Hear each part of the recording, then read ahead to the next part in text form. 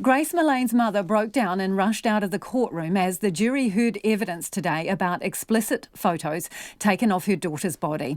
This afternoon, a police officer went into detail about what was found on a black and green iPhone that was found in the apartment rented by the 27-year-old man accused of the British backpacker's murder. He denies the charge and is on trial at the High Court in Auckland.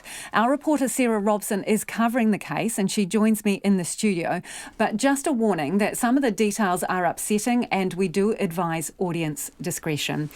Sarah, on that note, the jury heard evidence about the contents of this phone. What can you tell us about that? Yeah, that's right. We've heard evidence this afternoon from Detective Samuel Luca, who is the officer in charge of the scene examination that took place at the City Life Hotel. Now, it's here that we know that Ms. Millane died at some point on the night of the 1st and 2nd of December in the apartment rented by the accused. Now, Mr. Luca was questioned by the prosecutor, Robin McCoubrey, about a black and green iPhone that was found in that apartment. He was asking questions about a series of photos that were taken on that iPhone in the early hours of the 2nd of December. Now, the Crown says at this point Ms. Millane had already died.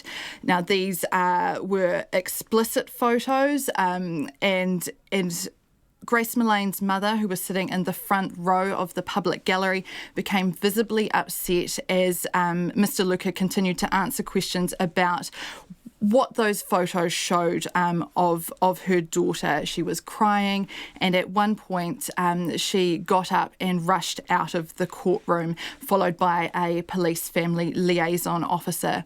Now, Mr. Luca was also talking about the timing of the Google searches that were happening on this iPhone. So this is the timing of the Google searches for the Waitakere Ranges that we heard about yesterday, hottest fire. So these were all taking place in the early hours of the morning of the 2nd of December.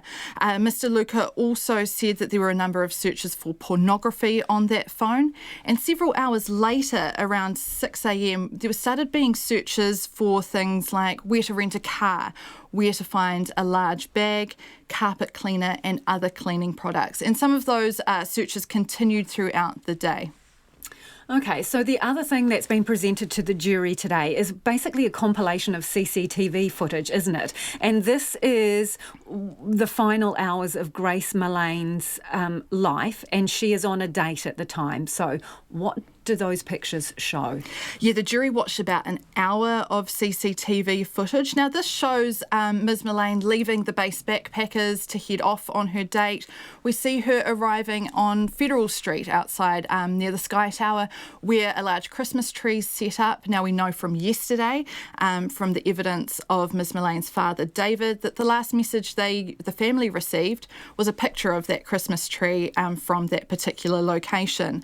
We also see the accused walking towards Ms. Millane and giving her a hug. And then they head off to Andy's Burgers and Bar. They have some drinks there. We see them going up to the bar, ordering drinks. We see them heading out of that bar, heading to another bar, the Mexican cafe. We know there from receipts that the police gathered as part of their investigation that they drank some jugs of margarita, sangria. They moved on to a third bar where they ordered more drinks, and again the police were able to get receipts of showing that they'd purchased beers, cider and some tequila shots. Now, it's at this final bar that we see Ms. Millane and the accused getting quite cosy. They were sitting sharing a small table together. At times he leans over to her, pulls her closer, and they kiss several times. And at one point when Ms. Millane goes out of shot, we see the man go through her handbag, and at another point when he leaves the shot, we see her using her phone. Is that the extent of the CCTV, or do we expect the jury is going to view more? We are expecting the jury to see more CCTV footage later in the trial. Okay. So there was also evidence from one of Grace Millane's best friends. Now, what did she say? Yeah, this is Amina Ashcroft, who Ms Millane became friends with while she was at university. Now, my point before about Ms Millane being seen texting on her phone at one of those bars, this is where Amina Ashcroft's evidence, I guess, comes into play here. So Ms Millane was messaging Ms Ashcroft during the date on Facebook, a series of messages, and Ms Ashcroft said that Ms Millane had told her the date was going well. She said that she had clicked with the man, and Ms Millane seemed drunk but happy, and Ms Ashcroft had no concerns about her safety. Now, Ms Ashcroft actually said, maybe you should head back to his apartment, see what it's like.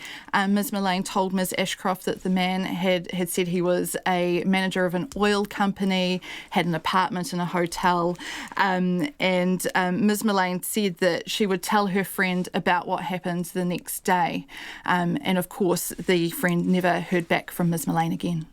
Thank you, Sarah. Sarah Robson, who is covering the Grace Millane murder trial.